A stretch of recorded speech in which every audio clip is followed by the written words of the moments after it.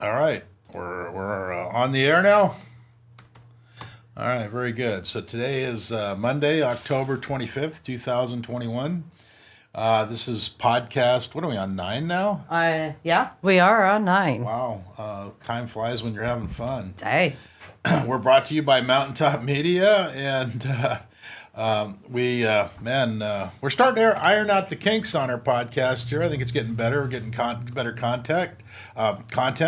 Yeah, we're getting better. Yeah, we want you to hit the like button if you like what you see, and if you like the content, please share it and smash the bell. Smash the bell. I like that. Instant notifications. And let's start off with that clip, Eli, of brought to you by Pfizer. I think that's a good place to start. I didn't really set anything Before we easy up. do, let's put the phone number out there. If you want to call in, the number is 530-255-8063. All right. I don't have that. I'll have to write that down. 255. The one that says brought to you by Pfizer, it's a little short clip, about a minute. There's another one that's the drug companies, that's JP Sears. You don't want to do that one yet. Just do the short one. We just want to kind of tee it up here a little bit. Yeah. Alrighty then. Here we go. Brought to you by Pfizer. Good morning, America. CBS Health Watch, sponsored by Pfizer. Anderson Cooper 360. Brought to you by Pfizer. ABC News Nightline. Brought to you by Pfizer. Making a difference. Brought to you by Pfizer. CNN Tonight. Brought to you by Pfizer. Early Start.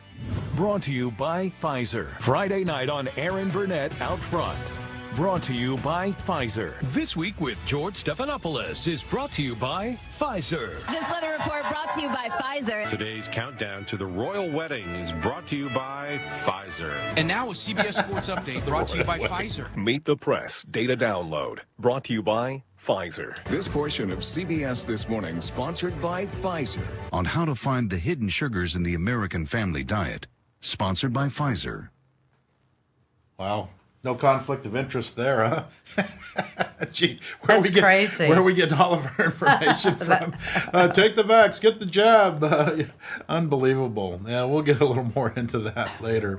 How crazy is that? I think the next one I want to key up, and then we'll talk about our local Board of Supervisors, is go ahead and key that one up. This was our Board of Supervisors meeting on the 19th on Tuesday of last week. And it's about 3 minutes, because that's what they allow you to do, is 3 minutes. And this is yours truly. I think this is a pretty good video, and let's play it, and then we'll start talking about it. Facts. The FDA has not approved this vaccine.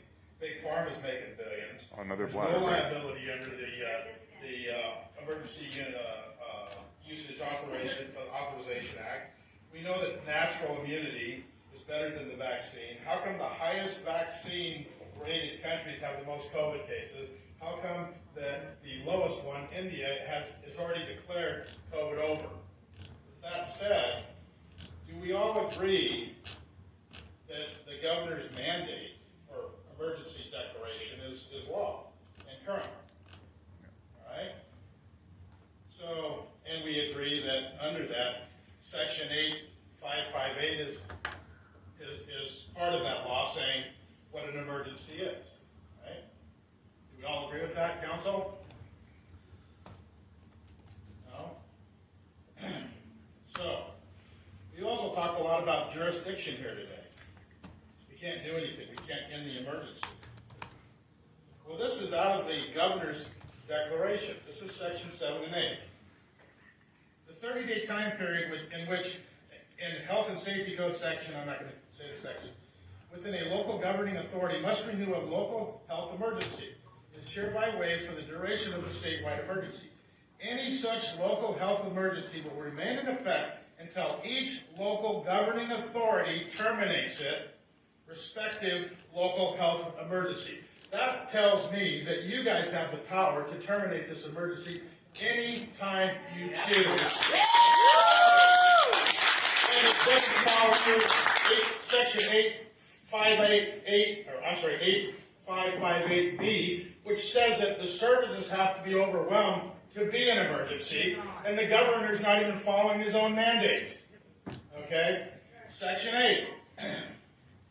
The 60-day time period in the government code 8630, within which local government authority must renew a local emergency, is hereby waived for the duration of this statewide emergency.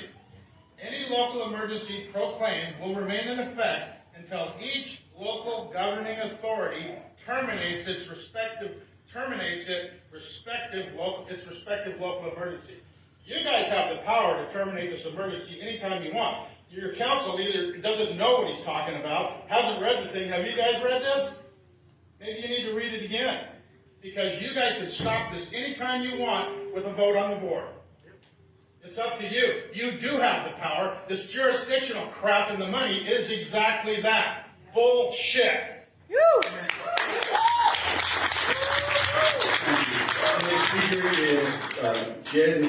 There you have it. Good enough.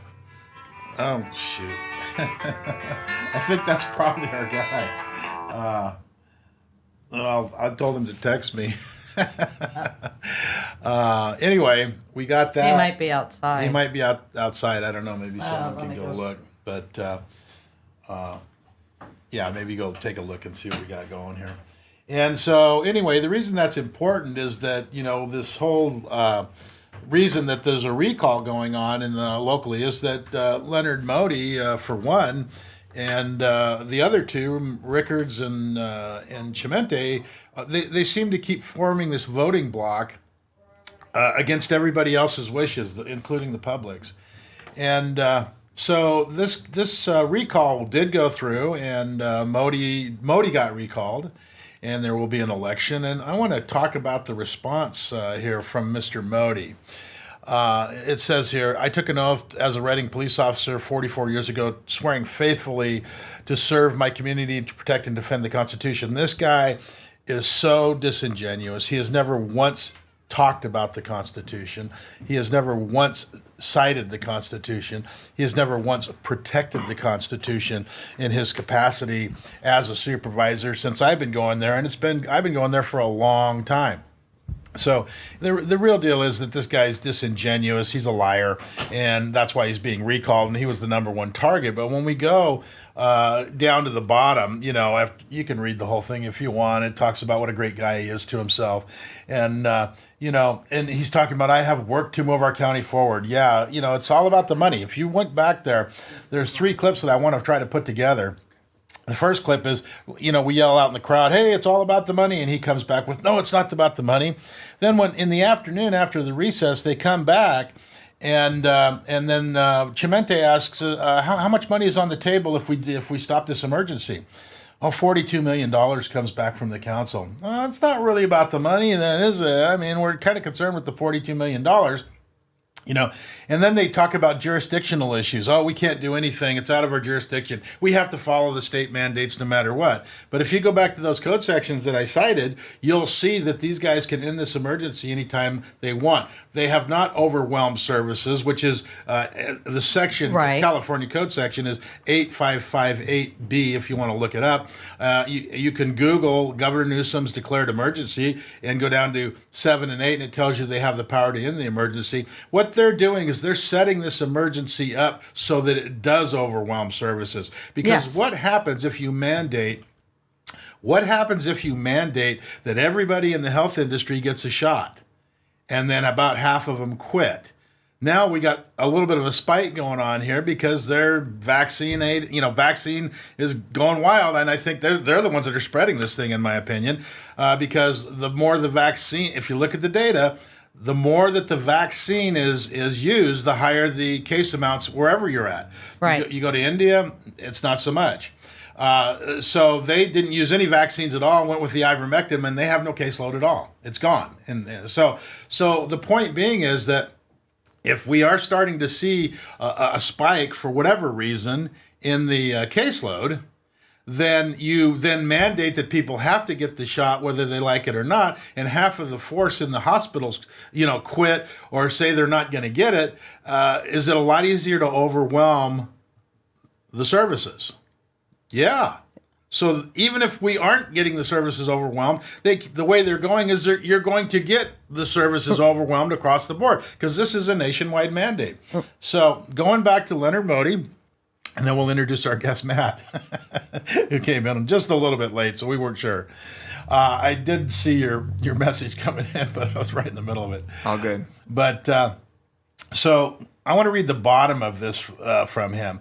So with respect to everyone's right to voice in our political process, and this is Modi speaking, this was his response to the recall, I will spend these next few months telling the truth about my service. Now, I'll tell you one thing I've discovered with these disingenuous Marxist, communist, rhinos, all of them in the political arena, whatever they say that you're doing, they're doing it. I'm telling you. Yeah, that's been from the beginning. From the beginning, on everything. If they're saying you're lying, I guarantee you they're lying. So what this says is, I will spend the next few months telling the truth about my service. Well, okay, so that we already know that's a lie because we've done enough homework to know that's a lie. My record as a conservative leader and the progress we are making in Shasta County. Number one, he says he's a conservative. Then why do all the Marxists support him? Why do all the left-wing bomb throwers? I mean, the Nathan, what's his name? The whole News Cafe with the liberal off the charts. Well, all of his actions show that he's not a conservative. He has time and time again. He's followed every mandate to the letter with no protests from Governor Newsom. At what point in time, when you're doing everything that a Marxist or a leftist or a progressive does, do you go, hey, I might say I'm a conservative, but at what point do you go, not so much? Okay, where's that line? I'm telling you, this guy is, because you couldn't get elected in Shasta County if you didn't say you were a conservative. You have to say you're a conservative, even if you're a closet liberal or a Marxist. So then here he goes into the people that recalled him. These people have cast a dark shadow over our community by spreading lies and misinformation to divide and tear us apart. Stop. Really? Who's been spreading the lies? They said that we were getting dark money. They didn't even know who we were. They tried to connect the dots with us and Carlos Zapata. We have nothing. I didn't even really know Carlos at that point. Right. And by the way, she's the treasurer and I'm the chairman of the recall. And nobody's ever contacted me and asked me anything. We're under criminal investigation. We're like, God, you'd think that somebody would come in and talk to us if we were under criminal investigation. And dark money, my question to her was, what's dark money? Yeah, I don't even know what that means. There's actually a definition of dark money if you look it up. Yeah, there is. I didn't even know what it was. Okay. Maybe I didn't know what it was, so I was getting dark money from someplace I didn't know where it was coming from. I don't know. And so to divide and tear us apart.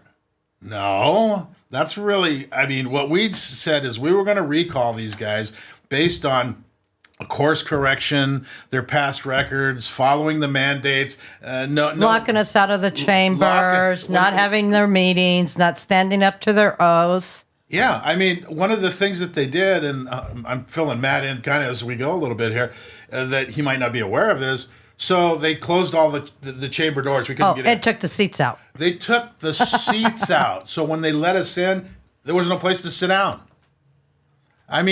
That's like sophomoric, And so it was just one thing after the other, locking the door chambers, doing Zoom meetings, canceling meetings. One of the things that they did, because it's 3-2 on every vote, in this last round with the medical, we want to come in and hear your grievances, but we'll cancel the meeting at the last minute because we really don't want to hear your grievances. Okay?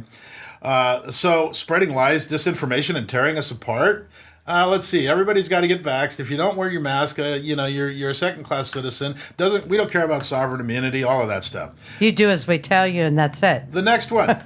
Here's this next line. They have threatened, bullied, and even assaulted members of our community. Okay, so one of the gals who's the leader of the recall, Alyssa McEwen, I'm not going to say Elizabeth, they showed up at her house. A couple of cops investigating her for the recall activity. Who investigates somebody for a recall activity? And I'm still trying to figure out which one of us intimidated somebody or bullied somebody. I don't know. I haven't done anything like that. Okay, let's just say that maybe Carlos Zapata did something. He's not. How is that us? Yeah, that's what I'm getting at. That's the point. See, they're always constantly trying to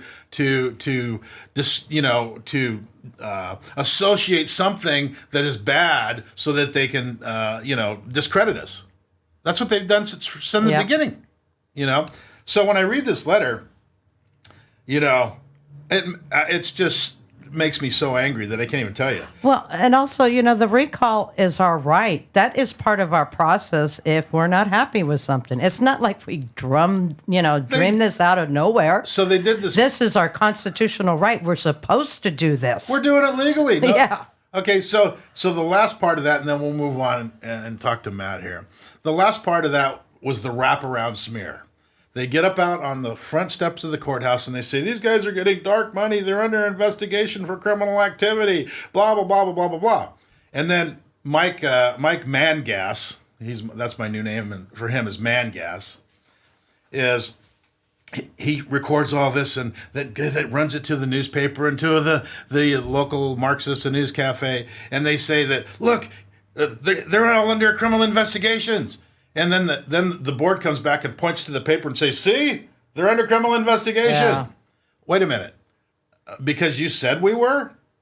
We called down. You called down. Yeah. And said, hey, is there an investigation going on? Yeah, I actually called it's the like DA. us, and we would sort of like to know if there's a problem. Yeah, I'd like here. to know if I'm under investigation for Have we something. done anything wrong? And they're like, no, there's no investigation going on. We're not sure what you're talking about. And the guys that came over and went over and tried to bully Alyssa and Ronin were from the local DA's office. Why would they even be interested in somebody who filed for a recall? Interesting. Yeah. So everything this guy is saying is exactly what they were doing. That's why when I say these guys are so transparent, it's called projecting. They project everything onto everybody else, exactly what they're doing. Dark money, criminal. Well, yeah, you got to wonder about that one. Anyway, so before we get to our guests, I just want to say, got on a rant there. If nothing could be done, how come other counties are actually taking votes and not doing the mandate?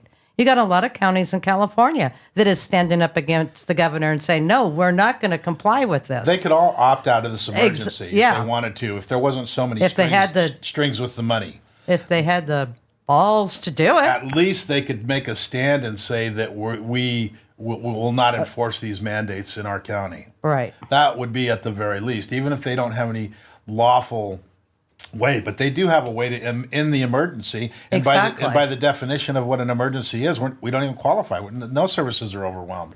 So, and with that, I'll let you introduce our guest. His name is Michael Plummer. Matt. Yeah. Why?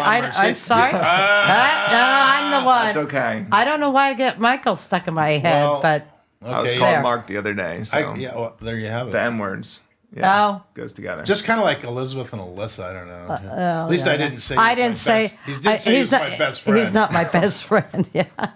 I'll never hear the end of that crap. So anyway, we want to welcome you in the studio. I'm not sure.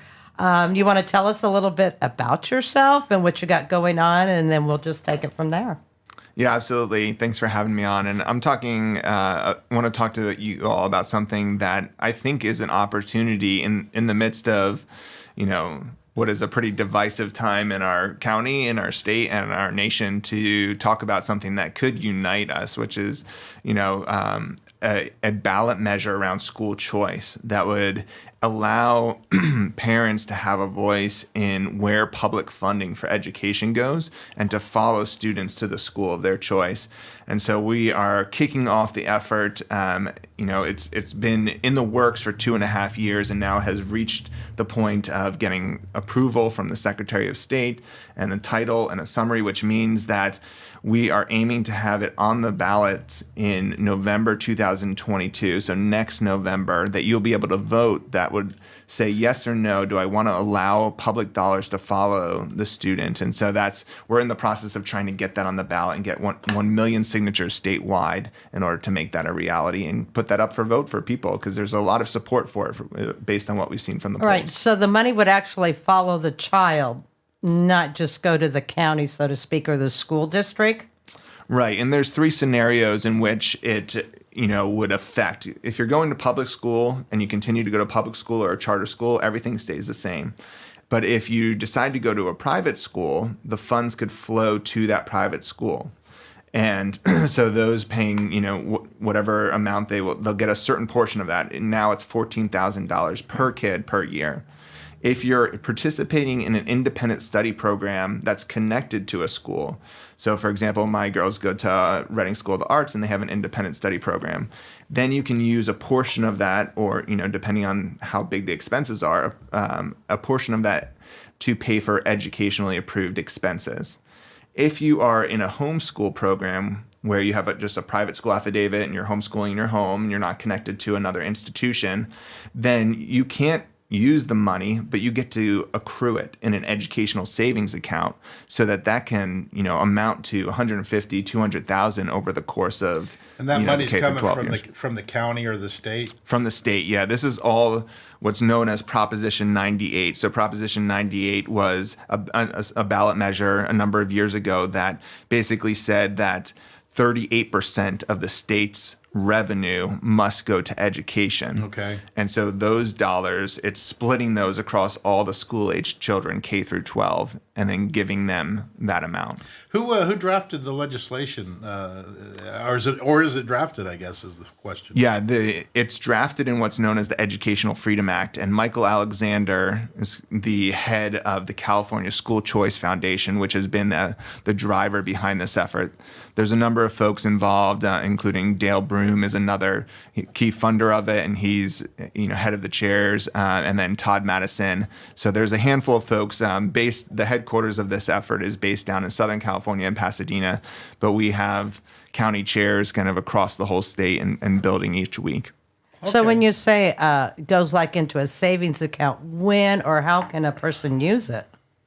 So if a parent's deciding that they don't want their children to go to the public school, then they can request an educational savings account, and then the funds will be put into that account.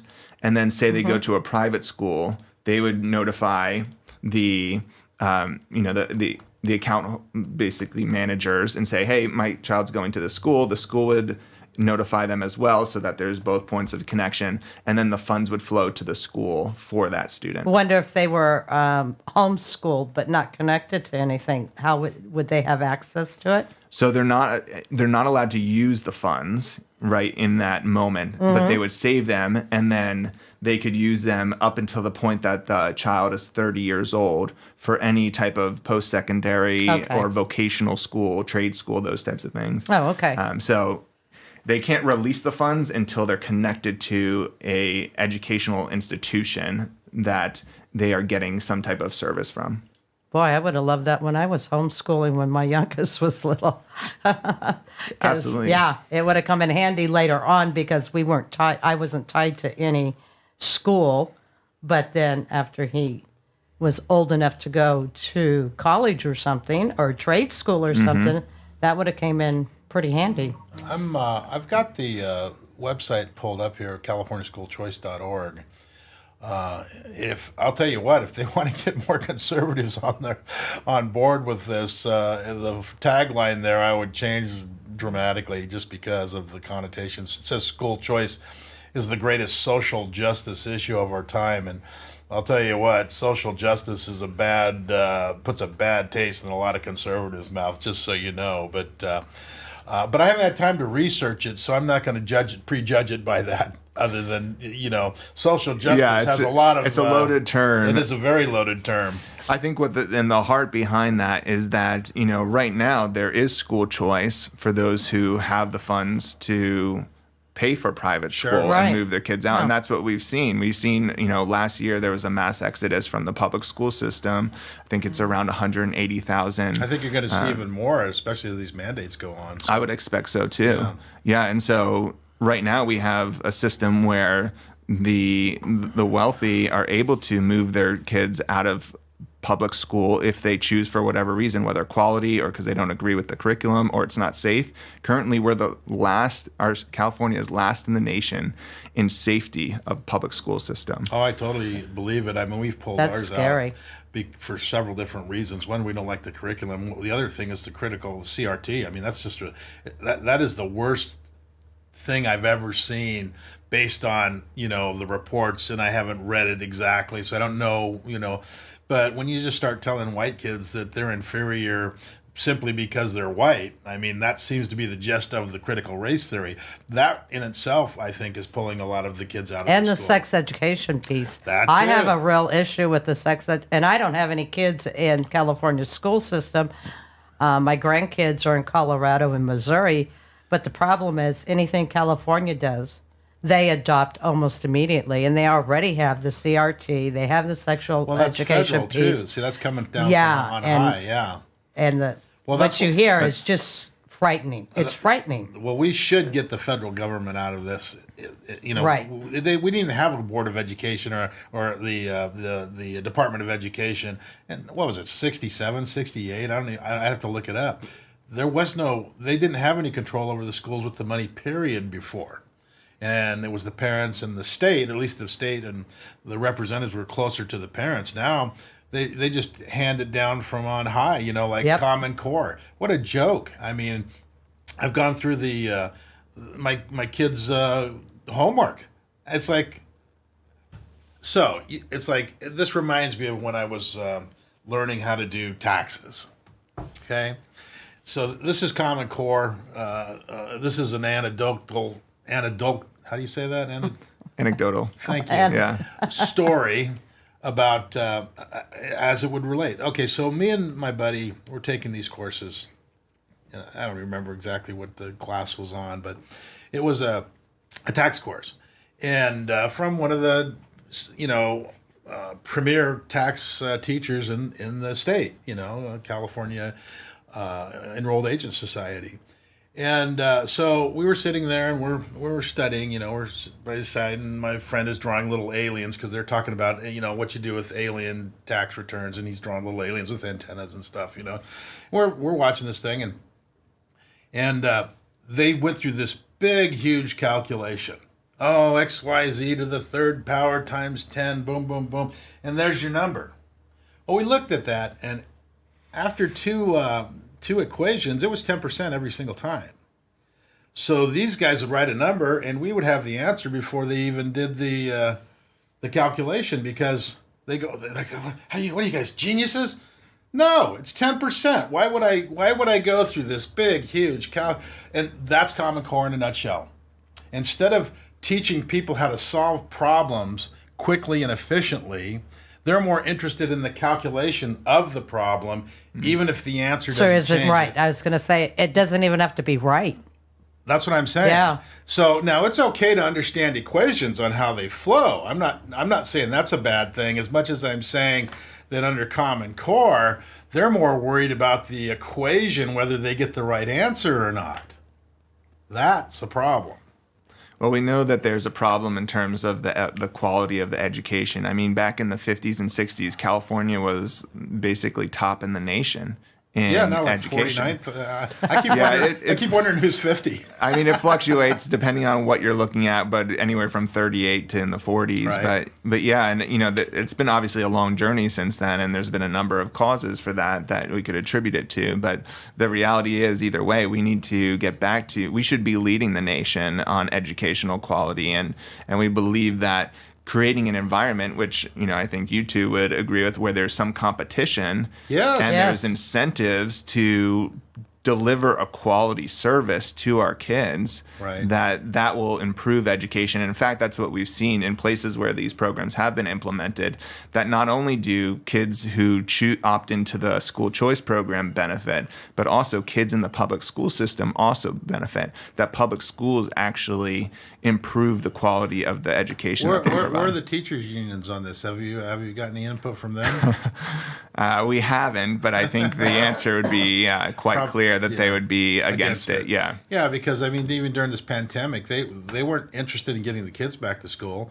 Not really. They were interested in actually extending the emergency, is my understanding. Now, I haven't got any. But in this plan, you could get maybe better involvement with the teachers, not the teachers' union. What I'm saying is we need to get the politics out of this. Right? Yeah. But what I'm saying is that you would, because of the competition, you would maybe produce better teachers, not the union, in order to teach our children, because it would be based upon that their income could increase. Their rewards could increase. Well, and that's what they found, is that the average salary of teachers, when these programs are implemented, actually goes up. Not necessarily in the public school system, but right, overall. Exactly, yeah. So, well, sure, which attracts better talent. The teachers are the same as the students. I mean, if you reward bad behavior, you're going to get bad behavior. And that's what we've been doing. We've been rewarding bad behavior. And I think getting rid of all of the unions as far as the public sector, I mean, the private sector, obviously you have a choice. But the public sector is so politically skewed with their money towards the politicians that we're electing that it's hard to get anything that's comprehensive other than political crap. I mean, look what they're teaching. Critical race theory. They're teaching, social justice. Which is a pet peeve of mine, because what does that mean, social justice? I mean, it depends on how you define it. Right. Exactly. So I mean, but it sounds good. It's social and it's justice, but does social justice mean that critical race theory is valid? I would argue that they say it is. Well, yeah, back to who's defining it. Right. That's why I think they might want to revise the tagline there. And we need to do more research on this. I'm not totally sold on it yet, but we're scratching the surface, and this legislation is now not set to get a vote until 2022. Right, yeah. So, I mean, it's not even guaranteed to be on the ballot. Right. So we need to, over the next 6 months, we basically have to get those signatures. And then if it crosses that 1 million threshold, as we're beginning, I think, in California to be more accustomed to this idea of the signature process. So then it will be, those signatures will be checked, of course, by the Secretary of State. And if there's it's just under 1 million is the threshold.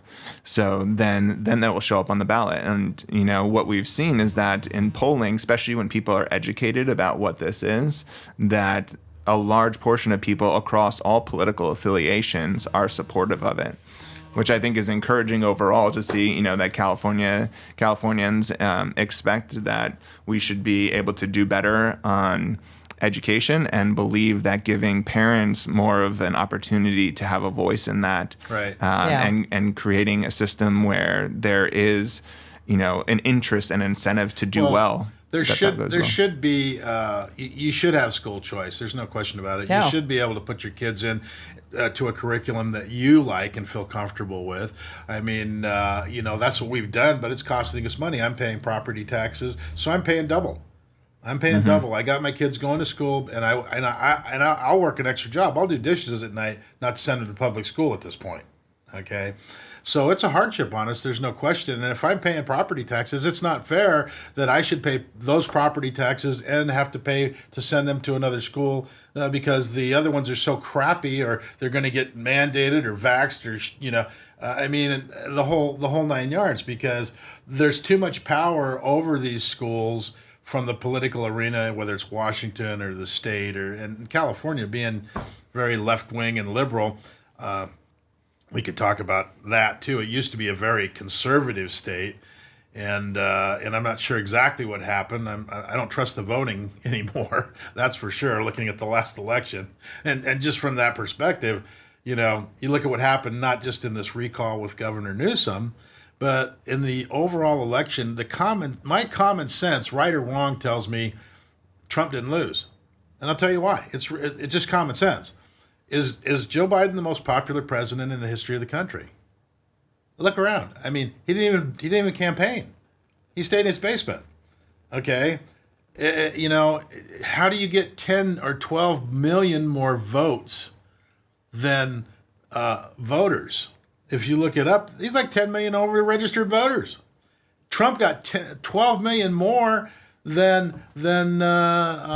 he did before. See, so right, and I'm not necessarily saying that You know, I'd like to see a fair voting process, but I don't trust the voting process at all anymore, which means I don't trust the vote in California anymore. You know, so that's where we're headed with all of this. Is if you keep the parents out of this, and now they don't trust the government, they don't trust the vote, they don't trust a lot of things. You know, that's why people are leaving in droves.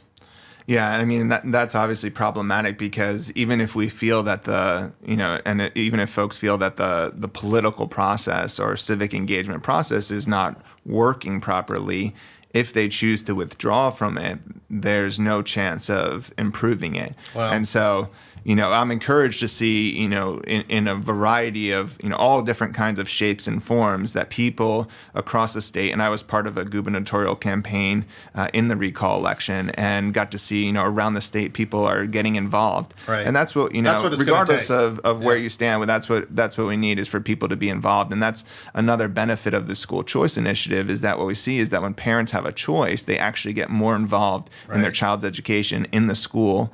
And so that can only be a positive too, because I totally agree. That's what's happening with the recall efforts. That's what's happening locally with the recall efforts, is that people have figured out in this thing, this experiment of self-governance that, if you don't want to be ruled over by evil men, that you better get involved. I mean, what's the old saying, all it takes for evil to prosper is good men do nothing, and we've been doing nothing for a long time. And now everybody's starting to go, wait a minute now. I think this was a big wake-up call with the vax thing, because it's like, hey, what happened to my body, my choice? Now, and I heard Dan Bongino this morning say, gee, if you, basically, if you lose the ability to choose what goes into your body, you're no longer free, period, because that's crap. That's Nazi crap, I mean, that's what they did in World War II to some of the Jews. They did experiments on them and all kinds of stuff. Well, guys, we got some stuff, people making comments and asking questions on Facebook. Wow, I didn't know. Who knew? So that's good. That's good. Well, one is, why are we giving the state or feds control over the education system over our kids? That's a good question. Well, we kind of fell asleep and we allowed that to happen, in my opinion, back in the 50s and 60s when things were. Well, and I think part of it is, funding leads to control, and where the funding comes from, that's where control is. And so public dollars are paying for public education, and so that's where control comes from. And this is intending to try to tilt the balance back towards more of, a right-sized situation where if parents have the opportunity to control where funding flows, then they have more authority over the education system. And then one is, how about using it for a program like California Adventure Academy? So as far as I know, the California Adventure Academy is not tied to kind of an accredited educational institution, so you wouldn't be able to use those funds directly. You would still be able to accrue those funds, right? But use them at a later point. But there's going to be some adjustments in the process if this does go forward, because people are going to see that, recognize that there's money there that they can fund their schools with, and maybe they do what it takes and jump through some hoops to get accredited. Yeah, totally possible. Yeah, and even, there's an expectation that a number of charter schools will convert to private schools. Right. Because charter schools, in their core have wanted to have more freedom to innovate and do things differently than the public school system, but have also wanted the public dollars. And so if they can get the public dollars, but have even a greater degree of freedom, we expect that another. But you could also have, there's a lot of schools that could credit another school, like the Adventure. If you have a accredited school, they could bring aboard that school, correct? It's possible, yes. Yeah. Yeah, I'm not sure the specific details of what that would require, but it's definitely, I think it opens the field for innovative ways that, organizations can structure themselves to either receive these funds directly or through other institutions. Yeah, because I would think it would be kind of along the lines like universities do.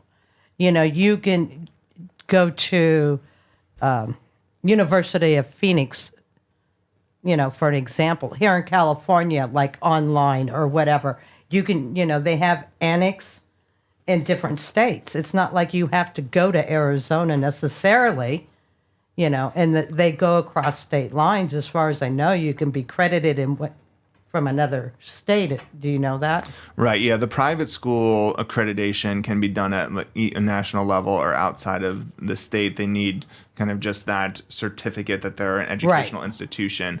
So that, yeah, it could potentially exist, be coming from a different accrediting body outside of the. Right. So yeah, there's a number of different ways that it can be done. Yeah. So that opens the door for a lot of different ways it can be dealt with down the road.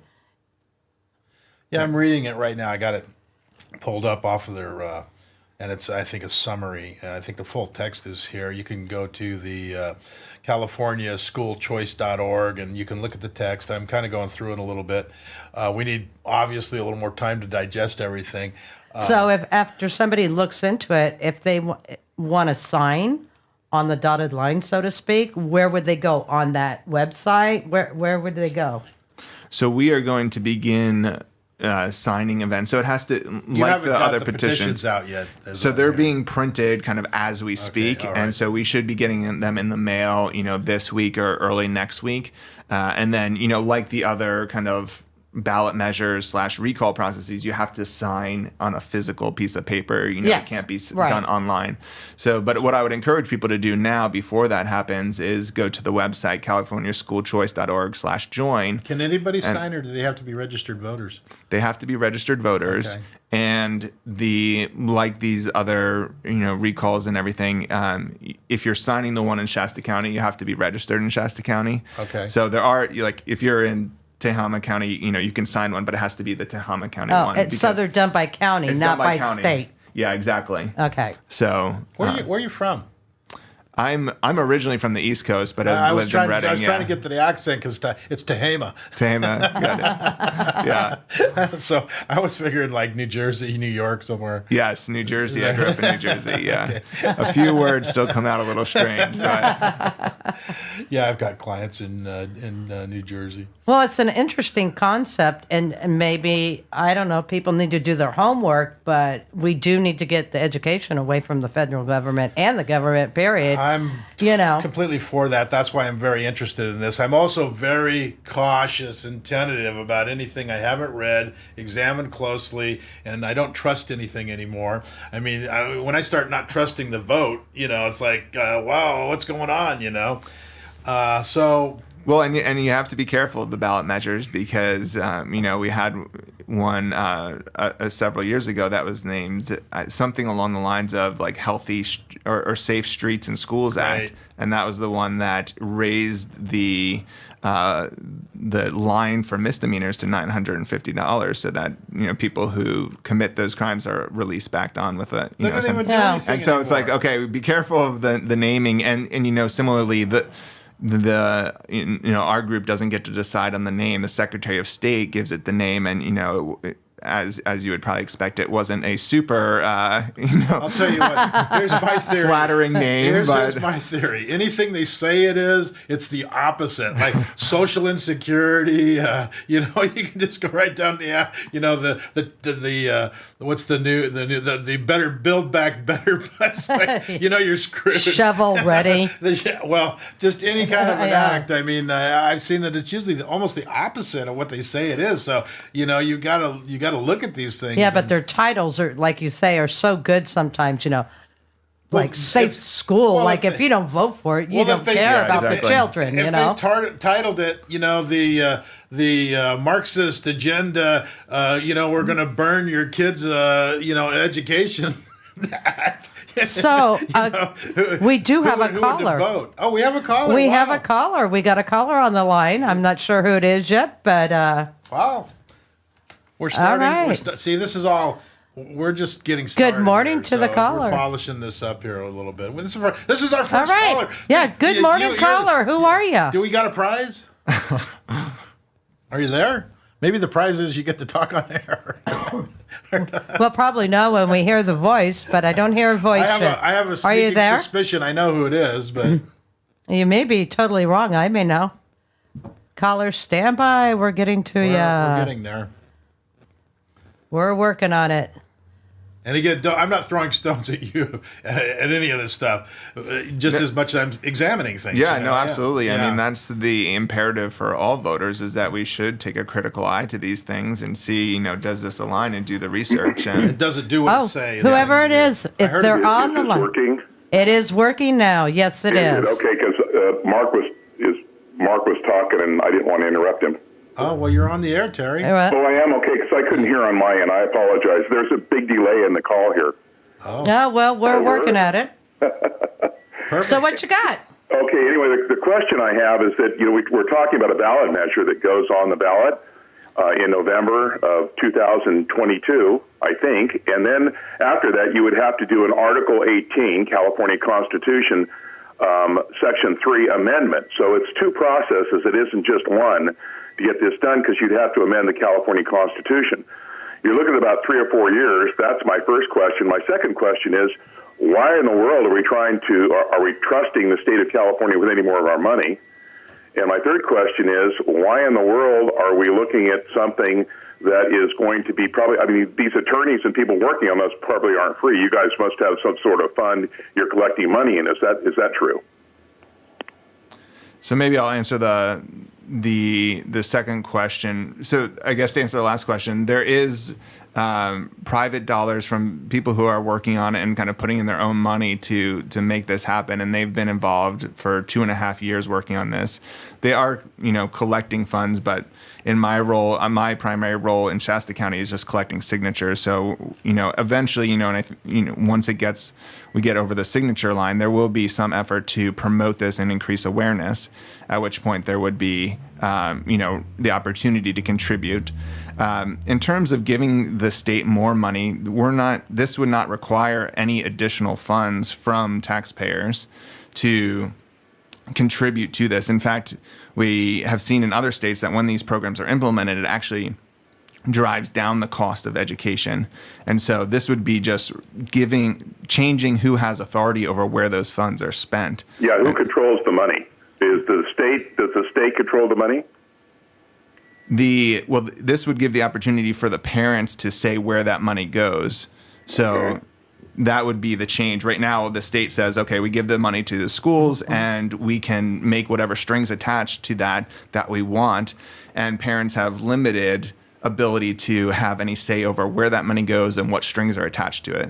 And this would be saying, no, the parents now have the opportunity to say, we want to take that money and put it into a school that we believe in, that we think will do a better job of educating our children, etc. So basically diverting the same funds that are already in existence to another place that can be used at the parents' direction is the idea. Right. Okay, and that would take a constitutional, as you said yesterday on the radio, that would take a constitutional amendment. So after we do the ballot measure, we have to go back and do a constitutional amendment and initiative to do that, which we can do under Article 18. So that's another process to get this going, or are you being told something different? Yeah, I know we discussed that briefly yesterday, and I think I used the word amendment at one point, which I was a misspeak. From what I've been told, and I'm not the legal or constitutional legal authority on this, but from what I've been told is that the way that it's been structured, because the funds would be put into an educational savings account versus being directly given to, say, because the challenge that you're bringing up is that right now the Constitution says that the state cannot fund religious schools. And so the way that, at least from what I'm being told, that this gets around this, so you wouldn't have to amend that part of the Constitution, is that by putting the funds into the educational savings account versus giving it directly to the school and then having it flow through that account to the school allows them to get around having to amend that portion of the Constitution. How do you get around the legislative body not controlling that? How do you get around the legislative body not controlling the bank account? Well, so if this ballot measure passes, this would supersede, legislation that's been done before that would, contradict or counter that. And so that would take an amendment. Yeah. Yeah. Okay. Well, thank you very much. All right. Very good. All right. Thanks for calling in. We appreciate it. Thank you. All right, so that's there's there's a lot to it. There's a lot to there unpack really here. is. Yeah, But yeah, that's why I need more time to kind of look it over and study it a little bit. And we have plenty of time till November of next year. It's a whole year. Like but I think this kind of opens it up, whether you go with this or what, that people can see. That there is people that are interested in making a change and changing our educational system because of our children and grandchildren and who. It's starting the conversation. At least, and that's where you're at here, I think. And I think there's more than one stage. I mean, you got the petition stage. You got to get to the ballot. You got to get the election, and it's got to pass. Then So there's several pieces of the puzzle here. And what I would encourage. I know a number of people are. And we talked about this yesterday, saying, I'm not in support of what the state is doing, and so I'm going to protest or go to rallies. And I think that's an excellent part of the puzzle. Right. But we also need to be engaging in the reforming the system and taking political action. And so this is a really practical way to, if you're upset about where the schools are, whether it's because that you haven't seen your kids coming and learning what you want them to, or because of the vaccines or anything in between, this is a way to take specific and practical action now that actually could have an effect on the state and on generations to come. I think you're absolutely spot on. I also think that because of the seriousness of this and the information that's coming in on the vaccine, this could be the catalyst that, these public schools think that the parents need them, and by law they have to go there. And I'm telling you, they're going to find out real quick that they're going to be pulling their funds, because all these people that are not going to go to school. I mean, I'm the first one out the door, but there's a ton of people behind me that are going out the door too, that are not going to go to these public schools where they have to do what they're told. There's no input. They have no say over the curriculum. I think this kind of, it's opening the eyes for the parents or whoever's involved in the kids' education too. Is before you just kind of sent them to school, you took it that they were going to be well taken care of, and they were being taught the things that we wanted them to be taught, and we kind of backed out of the system. Well, the real deal is that these guys have overrun the parents' authority to the point of stupidity. But I'm saying now the parents are looking into it and getting more involved. And that's what we need as the people, to get more involved in not only the educational system, many layers of the government. Yeah. The arrogance of these people to say that you're going to learn whatever we want to teach your kids. That's totalitarian crap right there, man. When you don't have any say on what they're teaching your kids, you got a bigger problem than the school. And that is, but it has to be addressed, and that's why there's these steps if you want to do it legally, morally, and ethically. Because the other side of that is, if it goes too far, then it gets ugly. It might get violent. I don't advocate that at all. Anybody with a brain in their head shouldn't be advocating that. But I don't think that these people that think they're in charge of everything, they think they're untouchable. They understand how the system actually works. It works when the people let it work. In other words, if you're going to teach my kids something I don't want them to know, and enough people get together and say, we're not doing it, it's kind of like the recall effort. Everybody's in this county's going, we're not doing it. The vaccines, we're not doing it. And they're doing that now. That's what I'm saying. So starting to. They don't understand that without the consent of the governed, the whole thing's going to fall apart on them. And so we need to shore it up. So that's why I wanted to have you here. But it's kind of crazy right now. You look around and you go, what the hell is going on? This is so easy to fix. Why don't they listen to the parents? Why don't they listen to the people whose kids are going to their school? It's really easy to fix this, but they're not going to. They have gotten so arrogant in their power positions and in their unions and their government overreach that I hope.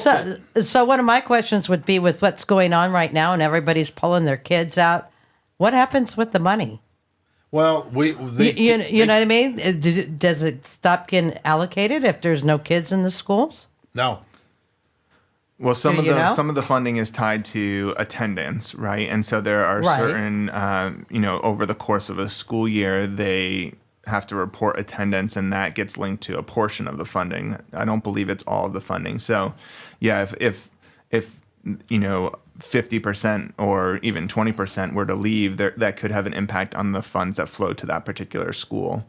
It's not that those would be reapportioned to others, like a private school, for example, but it would. They would lose their funding. Some of their funding. Well, that's part of this whole problem with this emergency and everything else, because, I don't think what they understand down in their little ivory tower in Sacramento or wherever they're at is that if people all leave the state, what do you think is going to happen to your funding?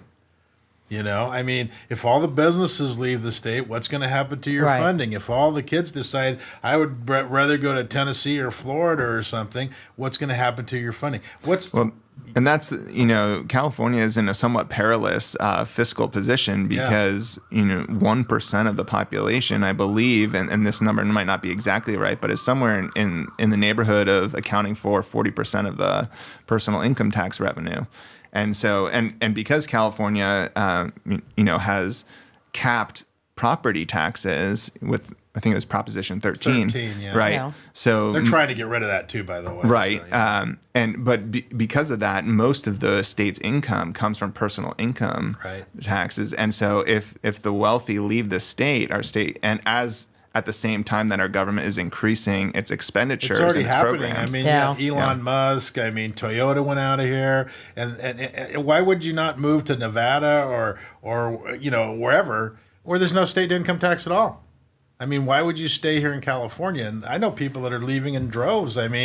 So it's I don't know if I don't know. It's we're in crazy town. It's definitely unbalanced. That's for sure. Right. I was born in California. We grew up in California.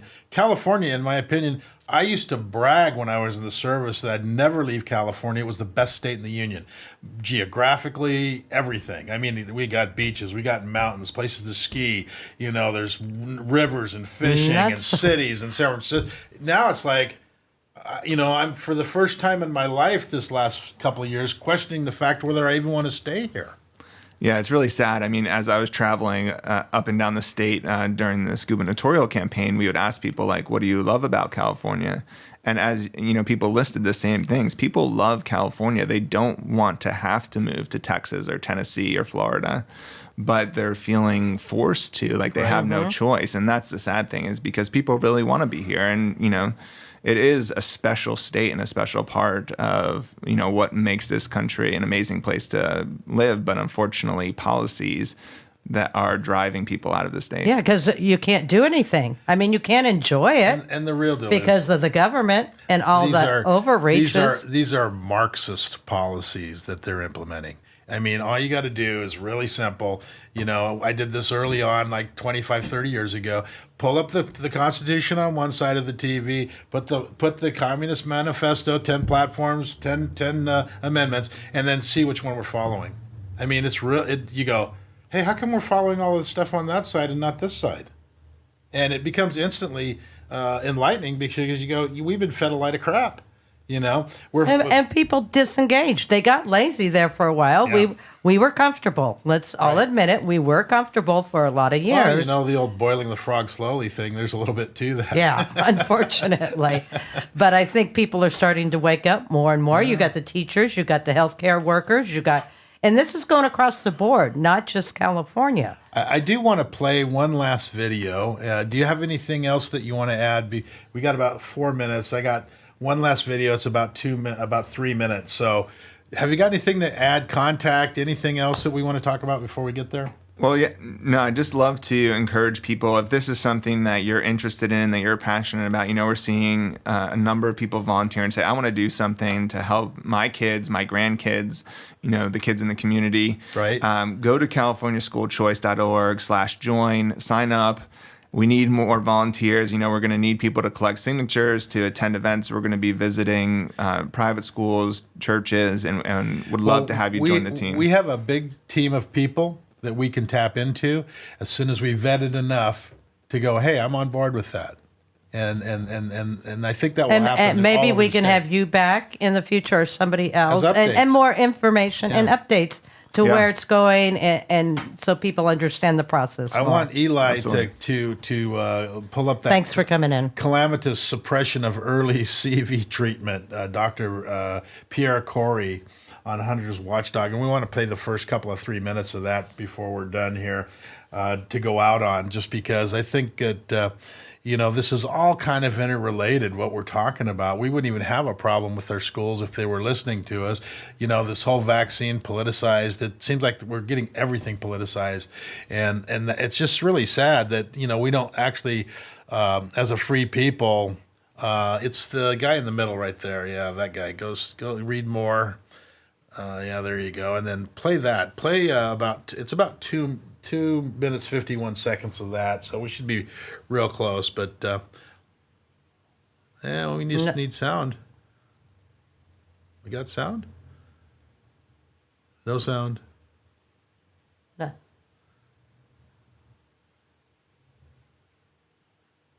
Huh. He's working on it. Talking there we go. About a cure, that's what he called it, for early treatment, ivermectin. Talking about that in no uncertain terms. He is one of the top critical care and pulmonary lung doctors, dual specialty, in the country. He is Dr. Pierre Kory. Dr. Pierre Kory, thank you for joining us today on USAWatchdog.com. Thanks for having me, Greg. Looking forward to talking. Well, listen, let's start with just I think you called it a miracle drug. The people who invented ivermectin won a Nobel Prize for this. There's been 4 billion doses given out globally, human doses. Ivermectin, is it the miracle drug for early treatment that people like yourself are saying it is? It should people know that? And it absolutely is. I mean, in multiple examples of real world evidence, it's showing what I had said was that it had a miraculous effects, and everybody said I called it a miracle drug. I will tell you, there's been papers written on it for years as a wonder drug because of its safety and its efficacy in multiple diseases, but it holds up in COVID. I mean, my favorite example, Greg, and this is what's so tragic about what's going on in the world, is that the northern state of India, right, Uttar Pradesh, a population of 241 million people. In September, their health officials started doing interviews, reporting on the results of their campaign there. They've effectively eradicated the disease from a population of 241 million people with a program that was lauded by many, meaning they used 70,000 healthcare workers, went across the state rapidly testing, visiting 97,000 villages, and anyone positive got a treatment kit. And in that kit, it contained ivermectin. All of the healthcare workers traveling throughout the state and in the hospitals were taking ivermectin regularly. And any household of a positive case got ivermectin in prevention. And after months of doing that, since that surge in April and May, they now, in their last 2.5 million tests, had 201 positives, which is a positivity rate of 0.004%, which is effectively zero. In 67 of 75 districts in that state, not one active case. That would be like us reporting 40 states in this country did not have one active case. Could you imagine that? In this country, 40 states not having one active case? That's good enough right there. What they achieved. It's Thanks, Eli. That's crazy. It is crazy. And I talked a little bit yesterday, and we talked about my friend in Montana, BD. He's in the hospital right now. He's got COVID. They're having to smuggle in ivermectin because they've outlawed it. Now, what's going on? You just have to go, what is going on? So with that said, I'd like to thank Matt Plummer for coming in. We're at the end of the show. Yeah, we're at the end of the show. Stay brave. That's all I got to say. We're Have done. a great Thanks, week everyone. and get out there and help support the healthcare workers and stuff today. They're down at the Sundial Bridge. Oh, I didn't even know that. Yeah. All right. All right. Have a good done. week. Very good.